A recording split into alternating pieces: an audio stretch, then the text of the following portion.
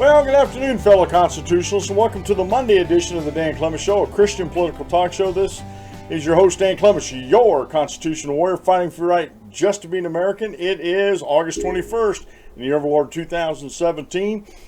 Remember, we're a hyphen-free, PC-free zone. God is still in control and He does love you. And I'm broadcasting live from the Hemlock Studios in the sunny, hopefully soon to be partially eclipsed Hemlock Studios here in the central Susquehanna Valley in the great Keystone State. And hopefully everybody had a good weekend.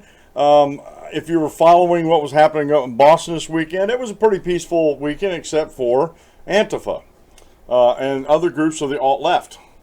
And the reason why I'm using the term alt-left is because I got taken to task on Facebook saying there's no such term as the alt-left. And this person claimed to be an editor. She goes, there is no such term as the alt-left. I said, well, what about the alt-right? Well, yeah, the alt-right, that's a term. It's been used for years. I'm like, okay. I said, the alt-right is an adjective describing groups that are on the, in the alt-right movement. And I said, why can't alt-left be a word? And she never told me why. She just said, it just isn't. I'm an editor. You need to take my word for it. I'm like, well, you haven't shown any bona fides that you're an editor. You just come on one of my postings here because you're a friend of a friend, and you start ranting about this stuff and calling us using profanity, calling us idiots, calling us children, that we need to grow up. And it's like, excuse me. And I even asked her, it was a woman, I even asked her, I said, where do words come from? I mean, if someone doesn't start using a word, if the ancestors of Adam and Eve didn't start calling things like a wheel, how in the world, you know what I mean? How would we have our vocabulary today? We wouldn't be able to discuss these things. We wouldn't be able to communicate as effectively without our vocabulary. So, I just chalked it up. This person was trolling me on my Facebook and left it at that. So, I had a little bit, I was talking to her last night on my Facebook feed. My son Kyle came up to visit us yesterday, had lunch with us, and of course we sat down and had a long political discussion. We don't do that every time because my wife likes talking to him too, but I hadn't talked to him for a long time about politics, and I just wanted to get his take because he's of the older millennial generation. And after my talk with my son, I love my son dearly, but I fear for our country. I fear for my country. He and we'll talk about it a little bit. I know he doesn't mind me talking about this, and we'll talk about this a little bit. A couple of things he thought that I thought was just totally over the edge. Matter of fact, I called him on one of them and said, you cannot equate the two. And I said, you need to rethink your position on that because you're totally wrong about that. And that kind of took him aback because I'm normally not that stern in my discussions. But, when he equated, I won't get into that particular subject, but he was trying to make a moral equivalency, and it wasn't happening. And I wasn't allowing that to stand. And he tried to explain it, and he just couldn't explain it. And there was no explaining it. There was no moral equivalency between the two. So, if I seem a little hoarse or something today, that's because we talked for like 4 hours yesterday. Just back and forth. This peaceful discourse. And, and I like my son. I think my son likes it too, that we get into these discussions. My wife calls them arguments. I said, no, we're debating issues. We're debating ideas. And again, I go back to last week. If we can't debate him in our own homes, where can we debate him? I wasn't going to disown him, and I know he's not going to disown me. And I don't think I moved him off of too many of his points with my arguments, although I think he was thinking about some of them, because later on, when we were talking about computers and some other stuff later on in the evening, cameras, how to light my studio better so the camera doesn't have to struggle with the lighting and my picture doesn't come out so grainy. But I told him, I said, I thought my picture on YouTube was pretty good, but it always can be better. So we talked about those things. So I just, I just had a good time with my son yesterday. All right, the official drink of the Dan Clements Show is a Rocky Mountain High Brand. They have black tea. They have mango energy. They have berry energy. They have put your lime in the coconut energy drink and lemonade. And that's what I normally drink is a lemonade because it's the only one that doesn't have caffeine in it. They have energy shots. They got power bars. They got Eagle Spirit water. Whole 9 yards. And the stuff is really good. They're catching up with the demand for it with increased production. They were ramping things up slowly, slower than most of the stockholders were wishing, but they're ramping things up. You can't rush these things because you got so many different things involved, and that's another thing my son talked about was corporations and how badly they're being run in the United States, and he could do a better job. Of course, I think most people on the outside think they can do a better job until they really start doing the job. But anyway, full disclosure, and the reason why I made this Rocky Mountain High Brand's the official drink of the Dan Clemens Show is because I own stock in the company, and it's part of my retirement portfolio. All right, today's daily Bible reading is just a verse, but I think it's a powerful verse found back in 2 Samuel chapter 15, verse 22. Now, this is the rebuke and God's rejection of King Saul, the first king of Israel. And Samuel said, hath the Lord a great delight in burnt offerings and sacrifices, as in obeying the voice of the Lord? Behold, to obey is better than sacrifice, and to hearken than the fat of rams. Now, God has set forth a sacrificial system for the children of Israel to follow, to sacrifice to Him, to atone for their sins and their misdeeds, as it were.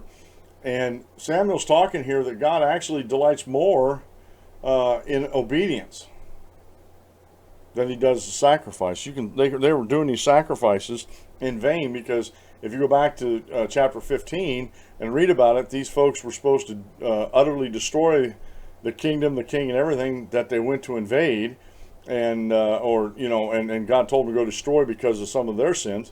And they didn't follow God's instructions. They disobeyed Him, and they thought, well, we brought these back to sacrifice the animals and the sheep and all that kind of stuff. We brought these back to sacrifice to God. So we're doing good. And again, we have that today in denominationalism. We have a lot of people out there that are doing their own thing, thinking, we're doing this in the name of God. We're doing this in the name of the Lord Jesus Christ. It's all good.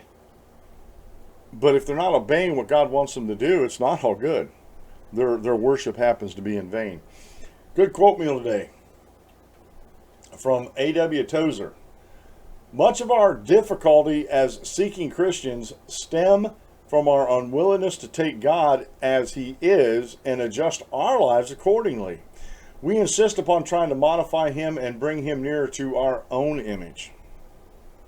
That's a huge problem, especially in the denominational world today. Huge problem.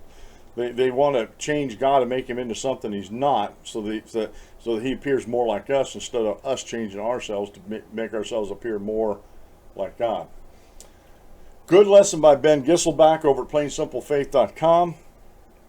Jesus died to end abortion and racism. And he just posted this the other day. And so, folks, go read that. I read it. Excellent, excellent article. And Ben makes a lot of good points in here about that. And folks, it's amazing to me all the turmoil is going on out there over nothing. To me, it's nothing. Because they're making a big to-do about nothing. In the grand scheme of things, whether those Confederate monuments stay or go, in the grand scheme of things, is that going to matter in life? No. And there's a lot of people out there, I hadn't thought about them in years. And I'm not the only one. I got an article here we'll read real quick here. Charles Barkley said the same thing. And he's a contemporary of mine. He's my age. A couple years younger, but he's right around my age. And it's like, never gave a day thought of these monuments. And people get a misconception. My ethical humanist friends have a huge misconception of what a memorial is, or what a monument actually stands for. They believe that because they're against what the South stands for, and they don't even know all the reasons why the Civil War was fought. They only think of one, and that's slavery. And yes, that was bad enough, but that's not why the South seceded, and that's not why the North invaded the South during the Civil War. It was over something else, and we'll get into that. But they look at these monuments and these memorials. All these people were tyrants. These people were, George Washington, Jefferson were slave owners. Christopher Columbus was considered a murderer. of Native Americans.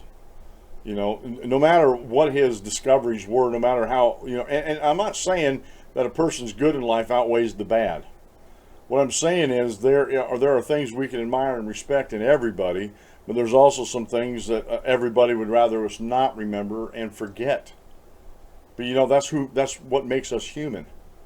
And if we forget our history, if we try to erase our history, it's still there. The history's there. And monuments memorials typically, for the most part, are not there to glorify anybody. I have a lot of pictures, and I should put a slideshow up and show you sometime on the show here. When I travel around, I like to go and see the different cities and villages that put up war memorials for the veterans. I think they're unique, and they're actual memorials, but they're not glorifying the war. It's in remembrance. And in the remembering, hopefully, we don't repeat the sins of the past. You know, on the first day of the week, we're commanded, the Bible commands that all Christians gather together and worship God. And one of the articles of worship, one of the things we do when we do worship, is partake of the Lord's Supper. It's considered a memorial feast. It's considered a memorial feast. And the problem with people taking it beyond what it is, was the death on the cross cruel? Yes. Was crucifixion a cruel thing? Yes. But we look back and remember how Christ and his death on the cross turned that curse into a blessing for us. And we remember, do this, and Christ told his apostles and disciples, do this in remembrance of me. And that's what a memorial is. We put these up to remember and not to glorify. At least that's my take on it. That's how I view them. And that's how I choose to view them. We're not glorifying those that fought in the South. Although at the beginning of World War, or beginning of the Civil War, again, it was not about slavery. Matter of fact, I have a couple articles we're going to go over and read about that, where in Lincoln's first inaugural address, he didn't mention anything about slavery. Slavery wasn't brought into the mix until it looked like the North they needed a boost. They were losing a lot of battles. They were losing a lot of ground. I mean, the South had pushed all the way up into Gettysburg, up into southern Pennsylvania, and they needed a rallying cry for the North. So that's when the federal government came up, and Congress of the Union came up with this idea about, well, you know what? Let's emancipate the slaves. And that'll get the American people behind us. The folks that live in the Union, it'll get them behind us.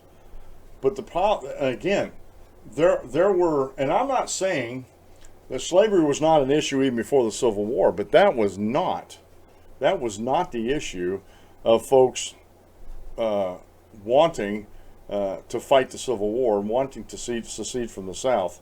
I do have a call on the line, but I don't have a call screener, and I've told folks before, I cannot take calls without a call screener because I'm not sure what you're going to talk about. If you're on area code 314 and you're trying to call me and you're in the chat room, please tell me what you want to talk about and give me the town and the state you're from and tell me what you talk about, and I'll take a chance on you, but I'm not going to just cold call you. And like I said, I don't have a call screener to take care of these things. Okay. Protective Tariffs, the Primary Cause of the Civil War, by David, John Marotta, and Megan Russell. And this was posted back on June 23rd, 2013. They did a research on this. And it's over at immorta.com is the website. All the links will be up in the show notes page after the show. Although they opposed permanent tariffs, political expedience in spite of sound economics prompted the Founding Fathers to pass the first U.S. Tariff Act. And there's a link to it up there. You can go read about that, okay? Okay, calling in on monuments. Okay. Let me get through this real quick here, and I'll take your phone call right at the end of this. But please remember, this is a Christian political talk show. This is a family show. I have young folks listening, so no profanity, please. In addition to generating revenue, a tariff hurts the ability of foreigners to sell in domestic markets. An affordable or high-quality foreign good is dangerous competition for an expensive or low-quality domestic one. But when the tariff bumps up the price of a foreign good, it gives the domestic one a price advantage.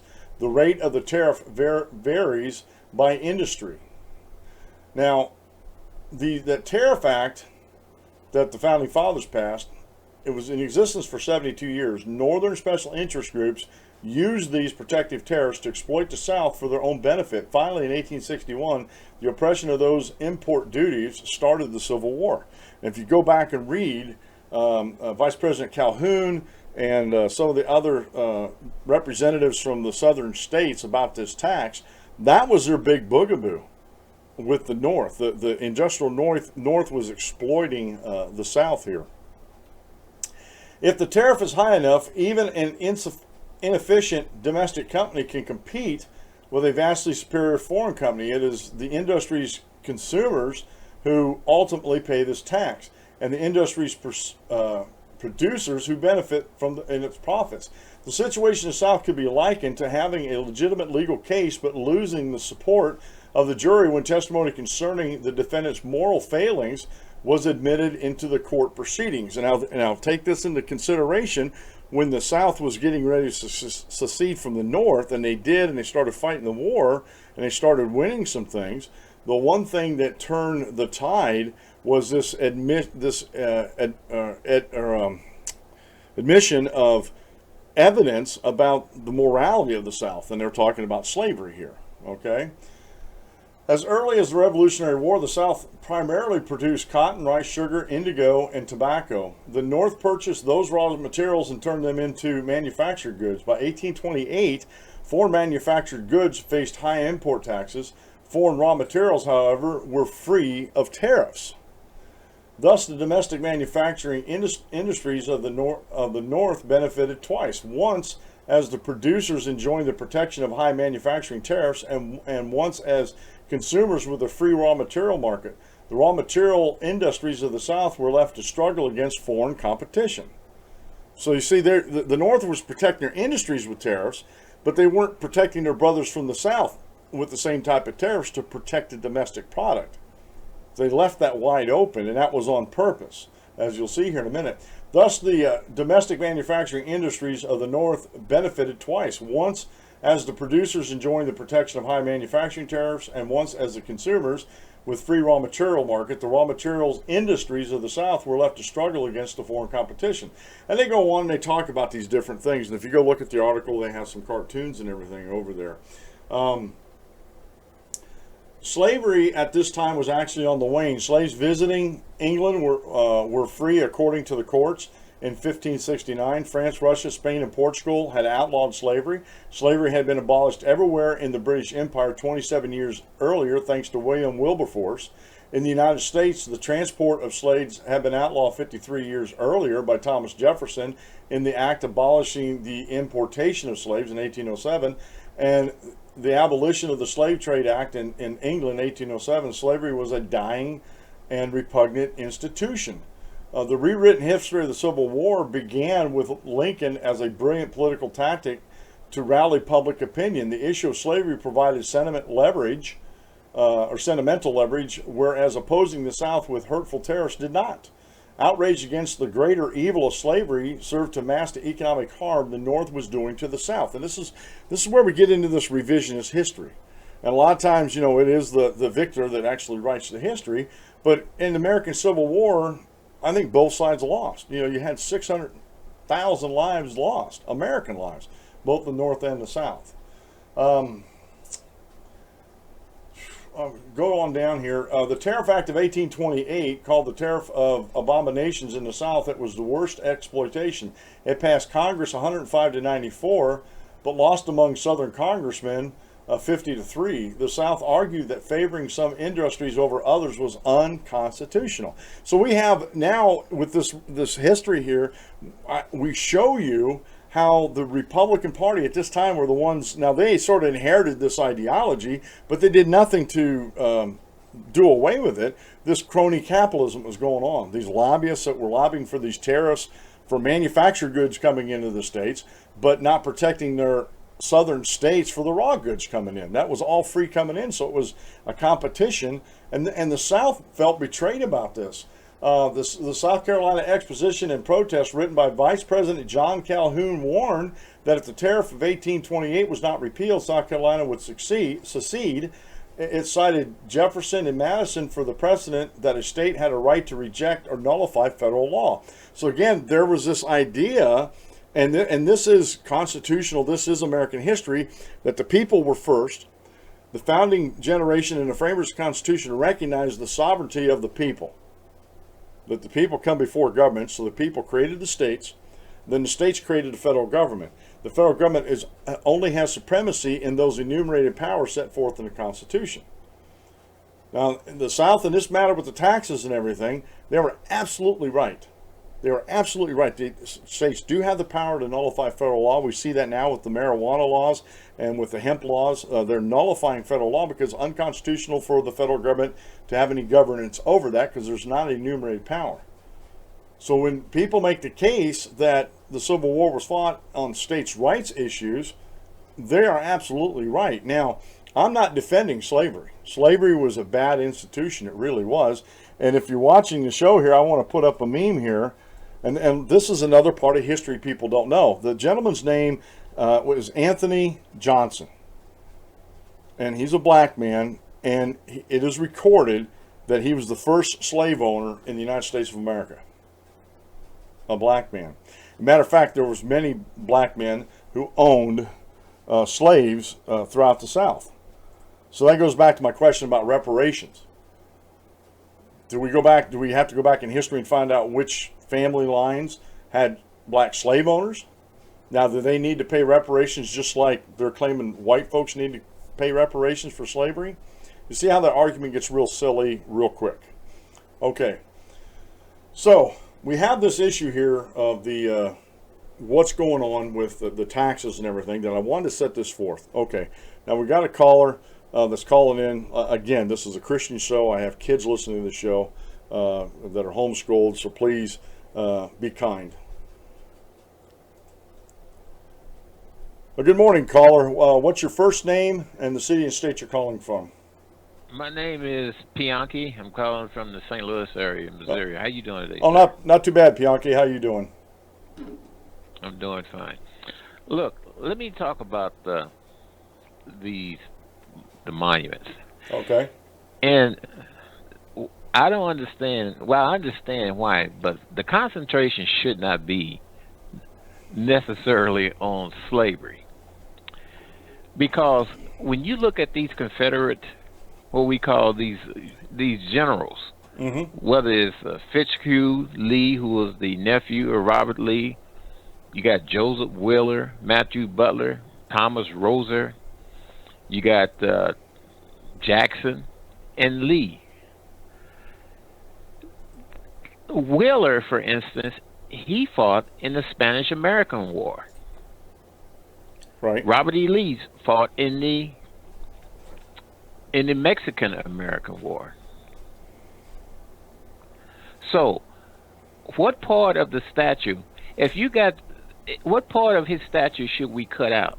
The part when he served for the Confederate States, or the part when he served for the Union States, the United States, in fighting in the Mexican-American War, where he fought along with Grant, Zachary Taylor, and a couple others that I just can't name right at the time. Well, there's another one. I have an article here, and you heard of Nathaniel Bedford Forrest, right? Yes, I've heard of him. He was a famous general in the Civil War. He was, after the post-Civil War, he was an activist for civil rights for blacks. And here's a guy that fought for the Confederacy. And if you go through some of these histories, a lot of these generals did not hold with slavery. Robert E. Lee did not hold with slavery. Well, no, you're right. And he treated his Stonewall Jackson taught his slaves how to read. Yeah. You had black Confederate soldiers who also went on to fight on the frontier against the Indians, because when you had settlers working their way to the West Coast, they was coming under attack. Just like if you have American ships on the high seas today, it comes under attack of piracy, and you did have that with the Barbary Coast. That's what brought about, in essence, the Navy. Right. But your army are supposed to protect American citizens. The Spanish American War, that many of your Confederate, the people that served for the Confederacy, also fought in the Spanish American War, which also included the Philippines War, and also the protection of Guam, which was in the news just here last week when we hear North Korea threatening to fire missiles on it. Exactly. Guam would not be what it is. Let me tell you another thing. I'm African American. If it wasn't for slavery, I wouldn't be here today to enjoy this country. So when my great grandkids, who will be talking about the struggles and the perseverance that we have went through, how would they point out and say this is a period of time that we prevailed? Yeah. Let me ask you a question about reparations. Have you thought about reparations? This clarion call for, that we have to have reparations because of slavery. Slavery was legal. If they had a basis on reparation, it wouldn't be the people, because, like you said, you had black businesses from the 1500s through 1865 that was doing very good during the height of slavery. You had some black business men that provided components for arms and gunpowder, and he supplied it to both sides. Yeah. If there was an issue on slavery, it would have to be on the tax that the federal government imposed on cotton, and also the head tax that they had for importees. Yeah. Well, and I don't see that coming. I really don't. Well, you don't. When I talk to other folks about this, especially those that believe that there should be reparation, I talk to them on social media and that, I point out this fact that how do you separate out, and there were somewhere close to 30,000 slaves that were owned by something like 3,000 black slave owners. Well, yeah, African American business people owned slavery. Yeah. Matter of fact, for every they also sponsored European immigrants, because if you did, you was allocated land for every immigrant that you sponsored to come into the country. There's a lot of history that's not being told, and it's just really shameful. It is shameful. You have children, and your kids are being denied history intentionally, because I know if I know this, I can find this. There's other organizations well more versed and probably funded than I am. They should be able to also. But there's an underlying subversive agenda that's being imposed on the United States. That's the only thing that I can see. Yeah. Yeah, you're right. And I mean, everybody that thinks Antifa is pure as the white driven snow, which there are people out that believe that, to think, well, they're fighting Nazis and they're fighting white supremacists. And it kind of makes me laugh when they lump the KKK in there, which happens to be, and this is a historical fact, they were the militant arm of the Democrat Party. They were actually started by Democrats. And Democrats, you're absolutely right. They don't want to listen to they don't want their history to be known. I mean, did you see the documentary that Dinesh D'Souza did on Hillary Clinton called Hillary's America? Well, I tell you, I didn't even want to talk about her. I was doing pretty good. No, but this documentary that Dinesh D'Souza did, he went through a history of America and the Democrat Party, and he laid out that case. He got all the historical documents that were written by folks from of all colors that were through that whole period. And it was amazing to me. A lot of the stuff I was never taught in school, and I'm 55 years old, so I finished up my education before the Department of Education really got started, and really got in full swing. Yeah, and but even then, I still didn't have the whole story of history. It was sort of, and I'm going to use the term, the history that I was taught was still kind of whitewashed, if you know what I mean. And, well, let me tell you something. Go back to 1866 forward, and I got a heck of an echo there. But all those Civil Rights Bill acts in 1866 forward was introduced by Republicans and voted on wholeheartedly by Republicans. Right. All the way up into 1964 Civil Rights Act. 1957, Eisenhower, there's a Civil Rights Act during his time. Kennedy was against it. Yeah, Kennedy was against it. There wasn't hardly any Democrats that voted for the '64 Civil Rights Act. It was all No. Republicans. But as I was saying before, sir, get away from, on these monuments, get away from this issue of slavery. That is a trap. That is Yeah. the emotional trap. We have to talk about that these generals fought in U.S. wars. And the two most prominent was the Spanish-American and the Mexican War, Mm-hmm. which also include the Philippine War, the Cuban excursion, and also the frontier. Those was wars that, if they had not been won, the fabric of this country would be changed today. We wouldn't have what we have. Absolutely. But even going back to the Civil War, if you had less than 1/3 of the population that was either slave owners or slaves, and the rest of them were not, they were farmers, they were merchant, they were businessmen. What would it have benefited them to fight for slavery? As some people think that that's all the Civil War was fought for. They didn't own slaves. Civil War was fought for states' rights. States' rights and taxation, and you know, economics. yeah, economics. And the thing is, it wasn't our country, wasn't one of the rallying cries in the Revolutionary War is taxation without representation? Well, another thing tells you about the taxation is the 3/5 compromise, Yes. because they wanted to count the slave only as 3/5 for apportionment. Not, you hear people say, well, they only consider us 3/5 of a human. That is totally not true. It had to do with apportionment, and also the fact that the South would have had more congressional members in Washington, D.C. You're absolutely right. And that was something, a lot of people never thought about this, but that was something that the framers of the Constitution actually got slipped in there. And the major slave owners of the South allowed that, not thinking, because they were thinking like what you just said. They were thinking, well, they're just thinking they're 3/5 a person, that's okay. But if you go back and like Frederick Douglass, and you go back to some like James Madison stuff and read some of what they thought of that, they put that in there, like you said, to limit their power in Congress, and only count slaves as 3/5 of a person for voting, and that's it. For redistricting, congressional representation. It showed and all up that. again. It showed up again in the Missouri Compromise. Yeah. When Missouri wanted to come in, I think, a whole slave-holding state, then they also brought Maine in on the other side to keep a balance. Yeah. I'm glad the institution is dead here in the United States, but people need to remember our history. They need to go back and actually study our history, and not do it through the school system. Actually go out, do research like you and I do on the internet. I'm forever researching this kind of stuff, and it just amazes me how much the school didn't teach me. But you know what?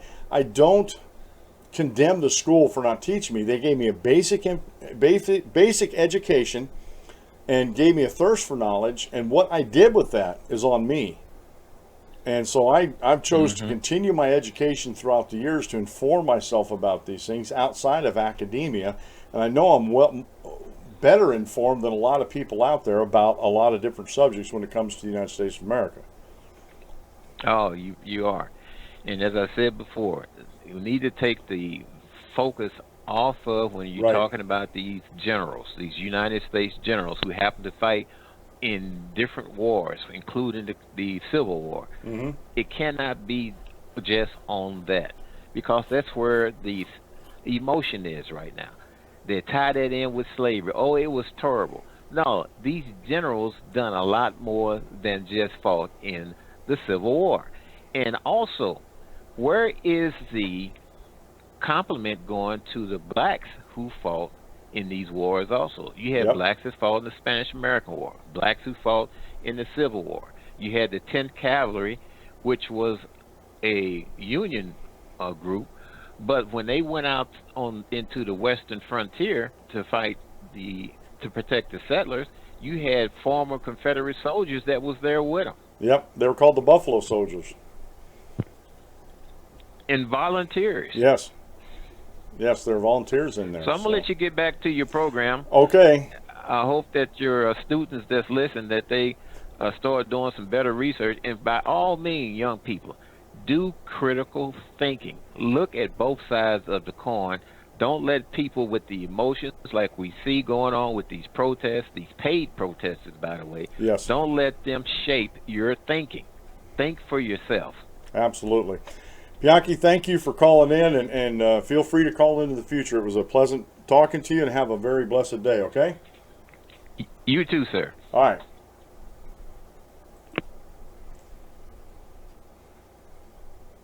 All right, folks. It was a really good phone call there, and it amazes me. It really does. It amazes me the wealth of knowledge we have out there in America. Not that I don't think it's out there. I know it is, and more people need to speak up about these things. They really, really do. Real quick, I got another call. I'm going to take another chance. The first call was going to take another chance on this one. Area code 503. Just hang on just a second. I want to get to this article here because I thought this was fascinating. Forrest was post-war activist for black civil rights, Rutherford County, Tennessee Historical Society.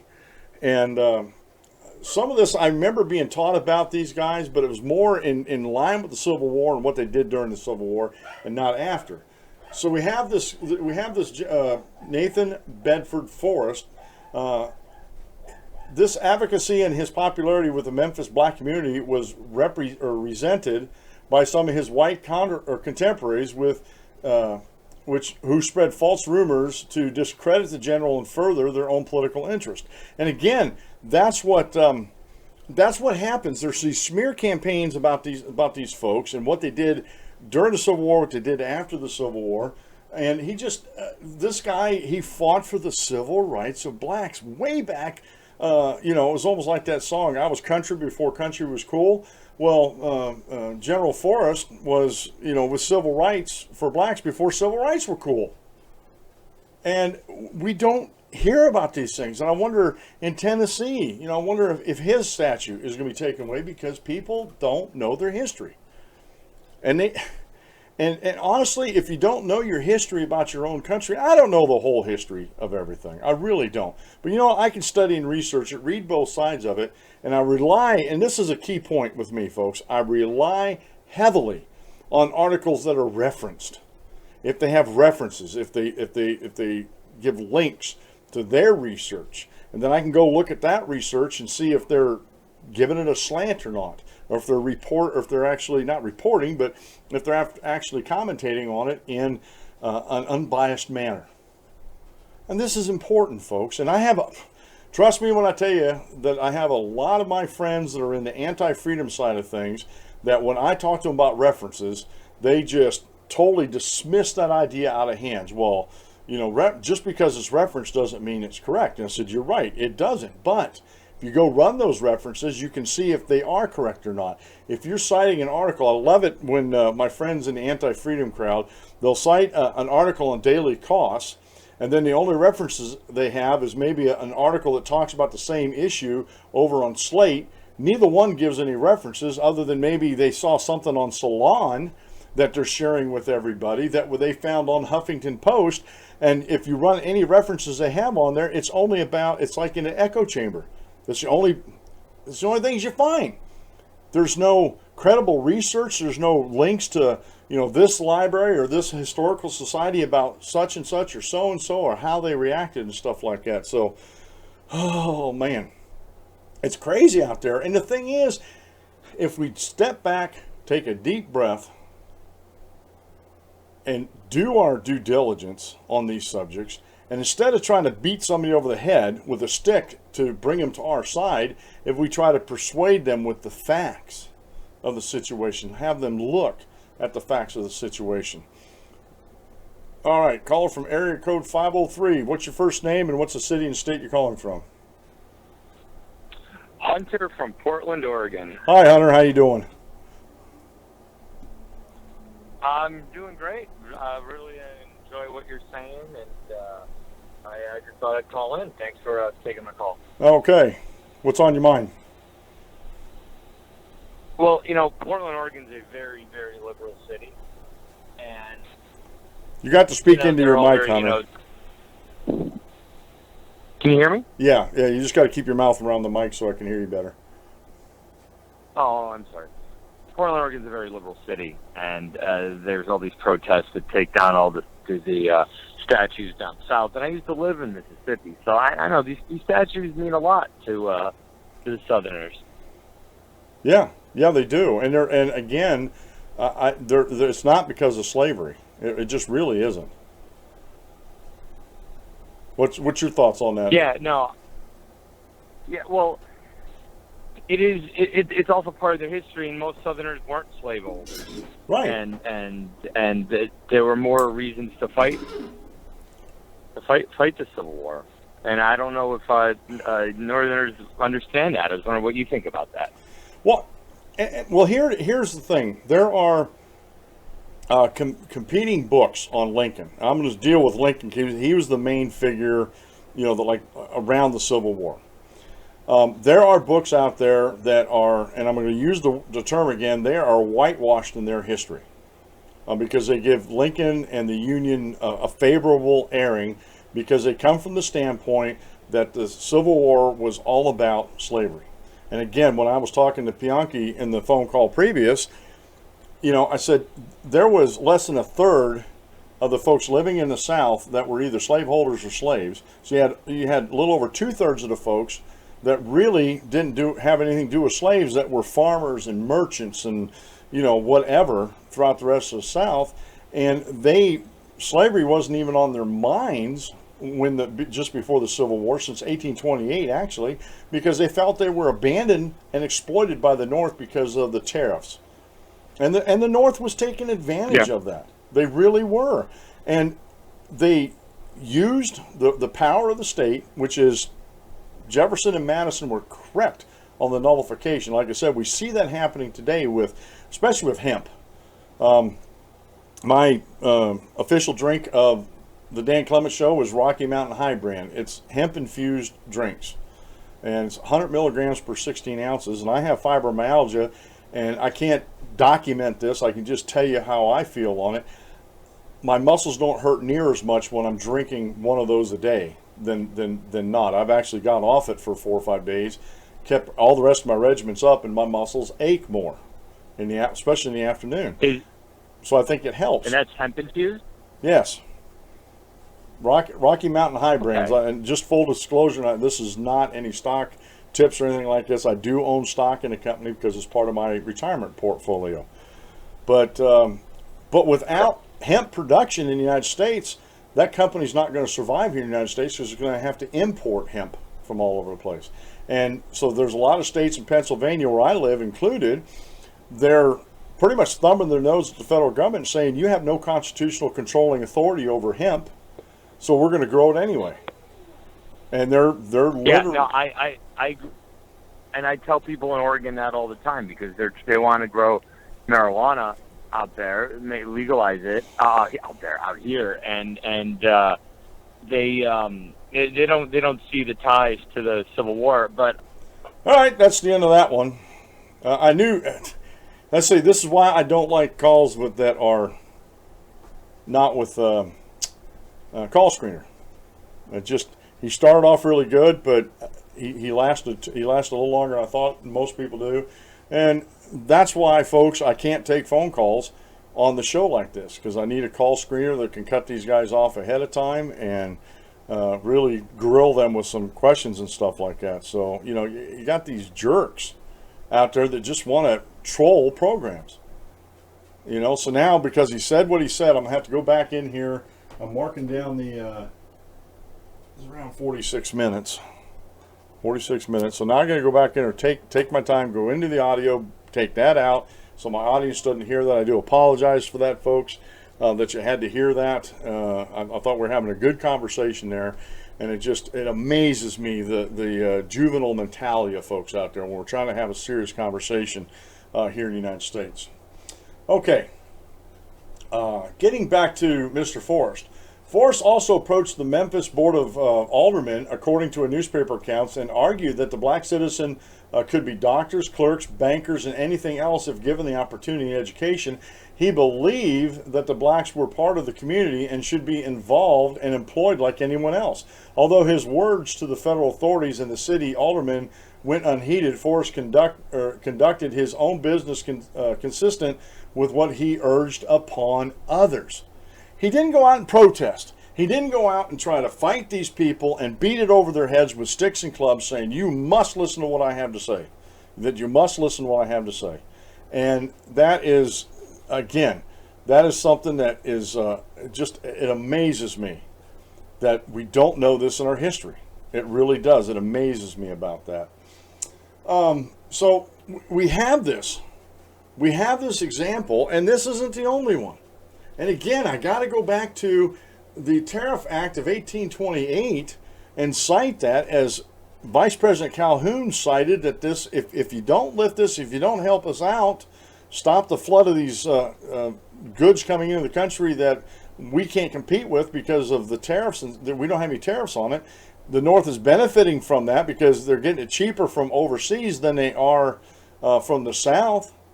And so the South is suffering from that. And the North is getting double protected. Not double protected, but they're getting cheap raw goods, but their manufacture of the other goods are protected with high tariffs. So again, we have this idea, and I won't pin this strictly on the Republicans because they weren't in power yet. It was the Whigs that were still in power at the time, but it was the Whigs were big government folks at the time. And this Tariff Act of 1828, I cannot stress this enough, was a catalyst for the Civil War. That the South felt that they were being exploited, and that as a state they can nullify these federal laws and or secede from the Union. Sort of Brexit, as it were. And they absolutely did. And you know what? They had the constitutional authority to do so. And I was going to explain to him that there's some countervening thoughts. Mark Levin's father wrote a book on Lincoln. It's very favorable to Lincoln, but there's another gentleman, and his name escapes me. Not escapes me. It's hard for me to pronounce. De Lorenzo. He's a professor of economics down, I think, in Maryland, and I'll try to. But he wrote. I think he wrote a book called The Real Lincoln, and I'll put a link in the show notes page there, where he actually talks about these things. He actually talks about the taxes. He talks about how many people weren't profiting in the South from slavery, that they were regular businessmen like anybody else that were trying to make a living, but because they were being exploited by the federal government, that was mainly, the federal government was over all the states, but when the dirt hit the road, or when the rubber hit the road, it was unget-aroundable that the North, the manufactured North, and their lobbyists and special interest groups, I don't know about lobbyists, but obviously there had to be some type of quid pro quo going on there, that they got these taxes in place and left in place because it was benefiting them greatly. They were making a lot of money off the back of these people. And that's one of the earliest now that I can point to as crony capitalism in America, where we had tax policy that was benefiting one industry over another industry. And again, that's not right, because we're told in the preamble of the Constitution that any laws that are enacted within the boundaries of the enumerated powers are supposed to be enacted for the general welfare of everything, of everybody. Okay? And it is that 1828, if you go back and read that, I've been skimming over it, that was not for the general welfare of everybody. It didn't benefit everybody in the country. It was an exploitive tax.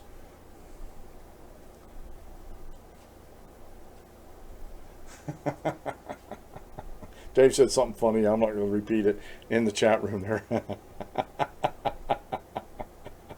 I'll have to get into that with him. That's kind of interesting what he said. Anyway, so there's a lot of misnomers about the Civil War. There's a lot of misnomers why it was fought. There's a lot of misnomers going around about the generals and the soldiers that fought. They actually had black regiments in the South fighting the Civil War. Because for most Southerners, it was not about slavery. Although slavery was made an issue by the North to have sympathy for the war that was going on way too long.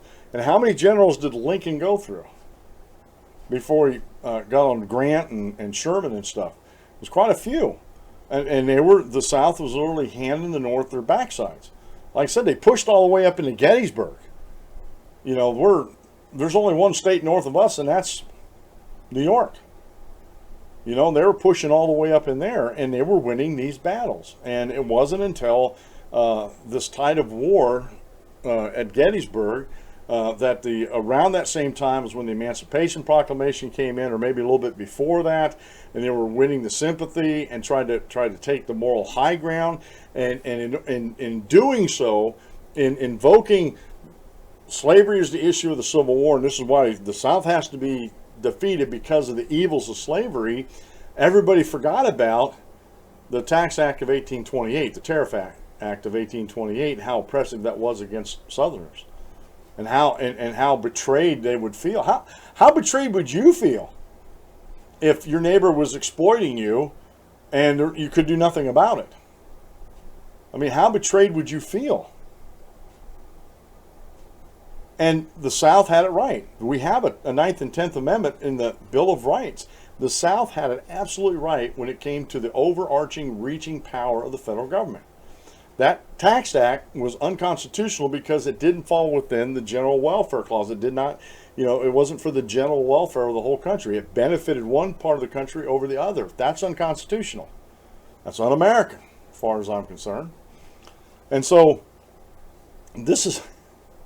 Again, I find it interesting when I'm researching these stuff, how much information we don't know. And I'm not blaming my schools. Like I said, I was Department of Education. I graduated in 1980. They were in existence, but they hadn't gotten their meat hooks into the education system yet. And I was taught how to critically think. I was taught how to research things. I was taught to think with an open mind. I was taught to, you got 2 ears, you want to listen twice as much as you speak. And there's always two sides to every story. And it amazes me how many people, especially millennials, and I'll get this real quick here, I'm waning down here. Me and my son, we get together, we have some, I won't call them heated arguments, because we're not yelling at each other. We have these spirited debates with each other about things. And he's at the upper end, he was born in '88, he was at the upper end of the millennials. But still, this thinking is prevalent throughout the United States. We had the one part of the conversation that I had with him about what's rights. Is having a house a right? Is health care a right? And we got into health care, and he said, yes, health care is a right. And I said, so it's okay for you to steal the labor from somebody else if you can't pay for it, because it's your right, health care. Not health insurance, health care. And he said, well, we need a healthy, happy country to survive. I said, okay, well, let me take this to its logical extremes, because in all these other countries that have socialized medicine, they're falling apart. Doctors don't get paid what they get paid here in the United States, and my son thinks that's exploitative, but I'm like, it's free market. It's what the market will bear. They won't make any more than what the market will bear for their salary. But anyway, I said, okay, let's go along this line. Let's say there's people out there that decide to get out of being doctors and nurses and stuff like that because it isn't worth it to them anymore. They can go support their family with less headaches at a different job making more money. Let's say if that's the scenario that come up, and it very well could be.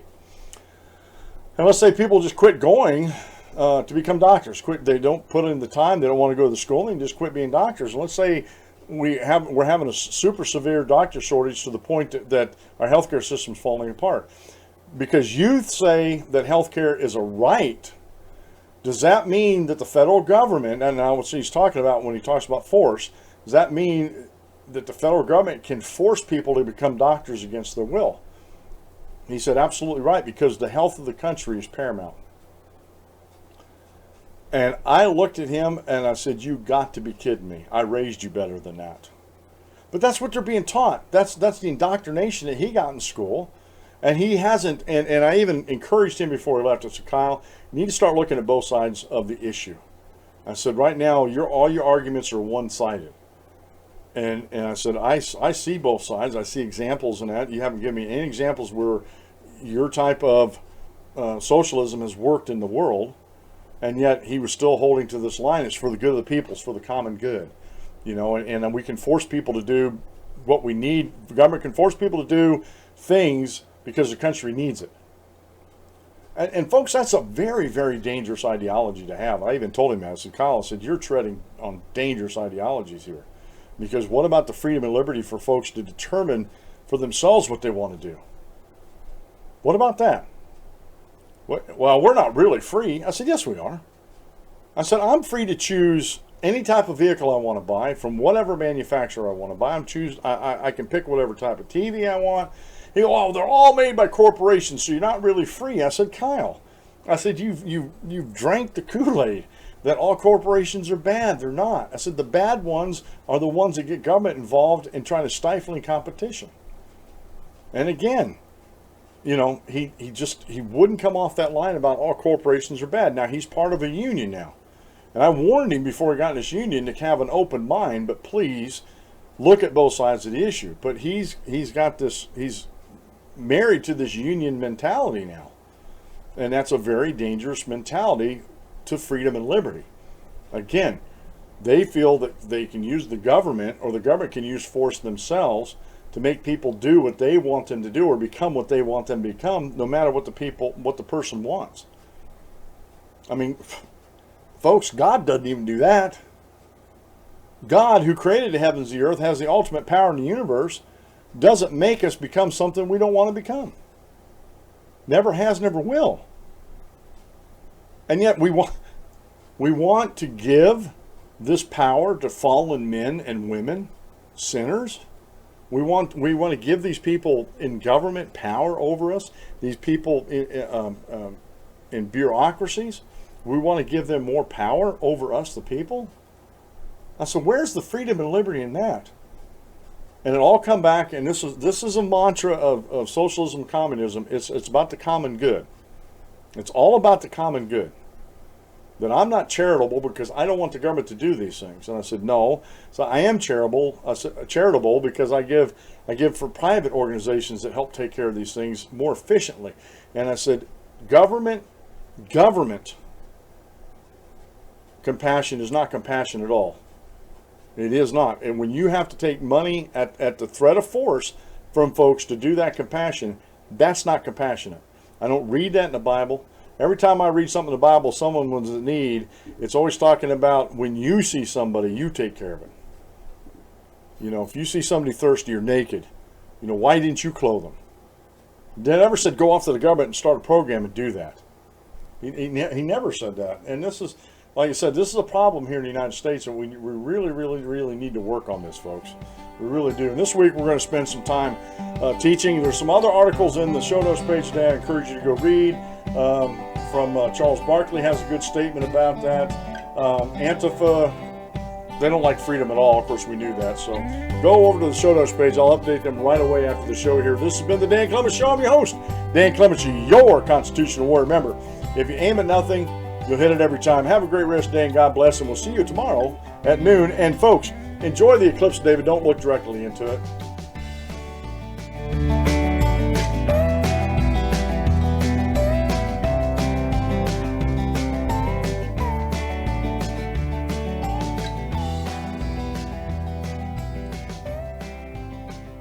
Thank you for using Blog Talk Radio. Goodbye.